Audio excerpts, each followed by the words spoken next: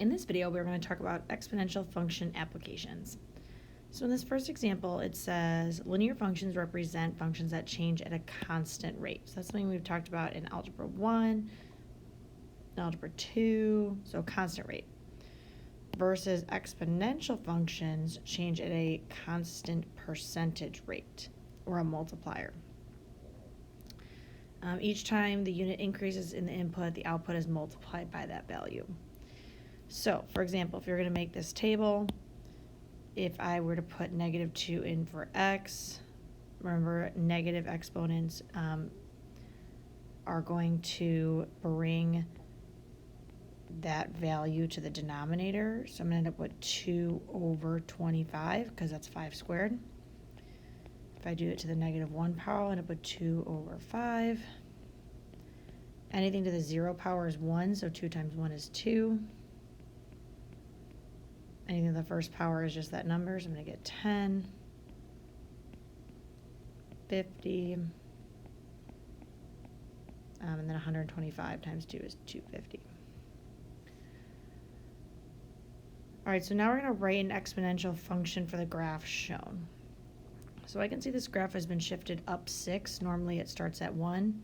Sorry, up 5, up to 6. So this is up 5. That means my A value is 5.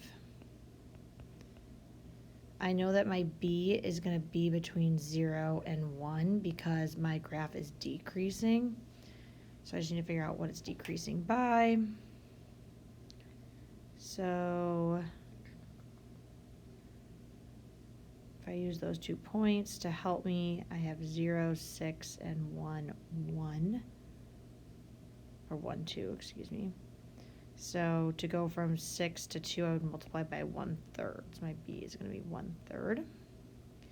So my equation would be f of x, it's always your A times your B to the x power. So 5 times 1/3 to the x power. And number 2 says a weekly census of a tree frog population follows this following pattern. Find an exponential function that describes the frog's population after x weeks when there are 1,000,000 frogs. So, again, we're going to use our exponential function where A is my starting value. So my A is going to be 1,000,000. Oh no, that's not my starting value. I apologize. They want to know when it's going to be 1,000,000. My starting value is in my table, and I need to, well, it's actually not in my table. I need to figure out what 0 is. So I need to figure out what I'm multiplying by. I'm pretty sure I'm multiplying by 3. So if I divide by 3, I know that I started with 6 frogs, and they're going up by 3. So I need to find when my population is equal to 1,000,000. So to do this, I'm going to enter this into y2 and this into y1 and find where they intersect. And that's going to happen when x is about 10.944 weeks. All right, in 2000, 80 deer were reintroduced into the wildlife refuge. The population has been previously hunted to elimination. By 2006, so 6 years later, the population had grown to 180 deer. If the population grew exponentially, find a formula for the function, then use the formula to predict the number of deer in 2020. All right, so let's talk about what we have. We have at time 0, there were 80, and then 6 years later, there were 180. And we want to be able to predict what there were 14 years after that. So, if I know that after 6 years, I started with 80, I don't know my rate, so I'm going to leave it as a B, and I know there were 180 after 6 years. So first, to solve this, I would divide by 80.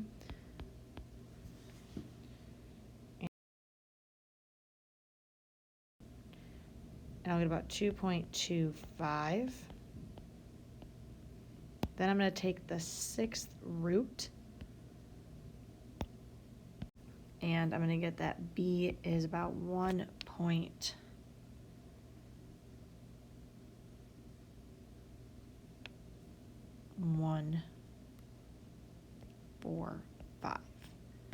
But since it doesn't come out nicely, let's leave it as the 6th root of 2.25.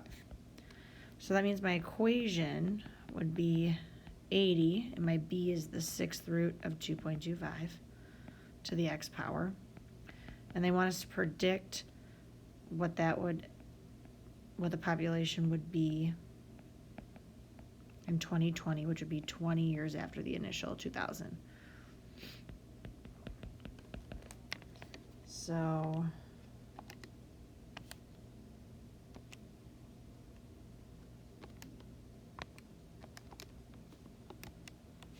we're going to get 1,194 deer, about.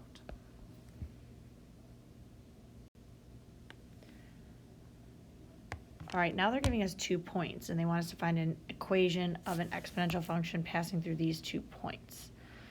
So again, I want to think about the relationship between these 2 points.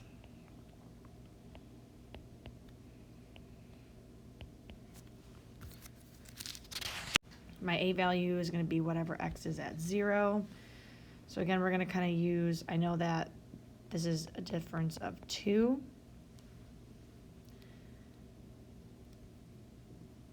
So if I say, okay, let's say 6 is my starting amount, and b to the 2nd power, because 2 years in between, and my ending result would be 10. I would divide by 6.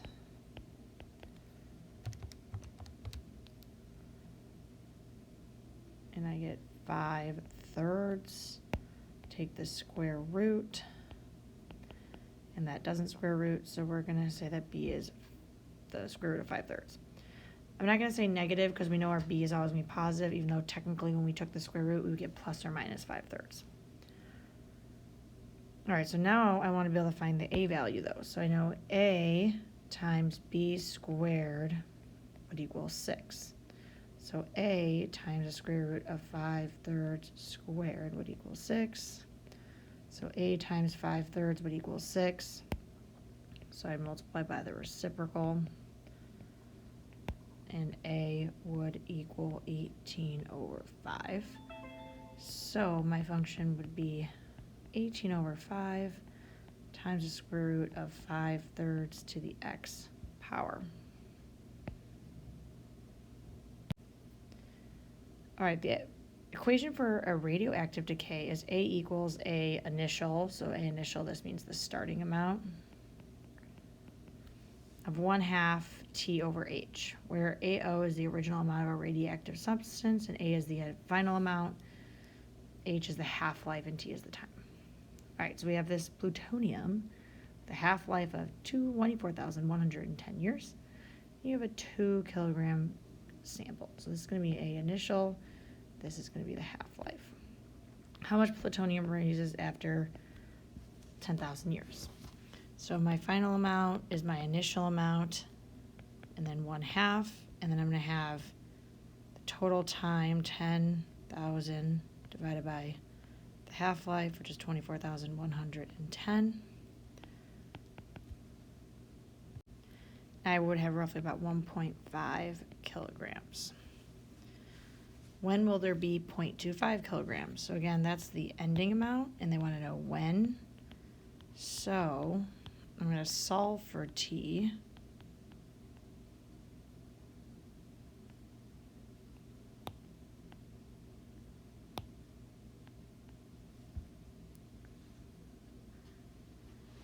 So again, we're going to use our graphing calculator. I put this into y1, this into y2, or vice versa.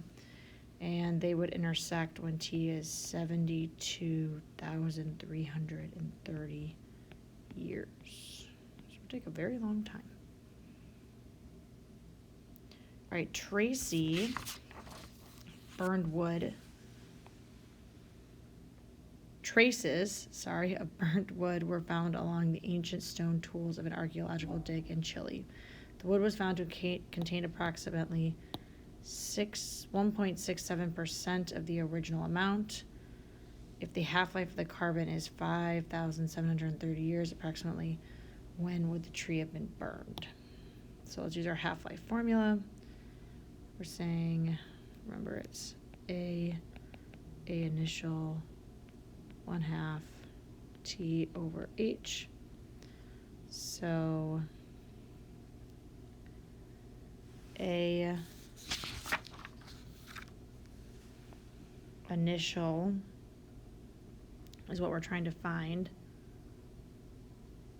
So I know that if this much was left, that this as a decimal is 0.0167. So if I take that amount times the initial, that's how much is left after the initial amount was half-lifed for some amount of time, and the half-life is 5,730. So again, I would put this part into Y1. Well, actually, first, I can see that I have A initial on both sides. And since this is a multiplication problem, I can actually divide out my A initial. So I'm going to end up with just 0.0167 equals 1/2 and then T over 5,730. So I would put this into Y1, this into Y2, and I'd find out that be 33,829.966 years old.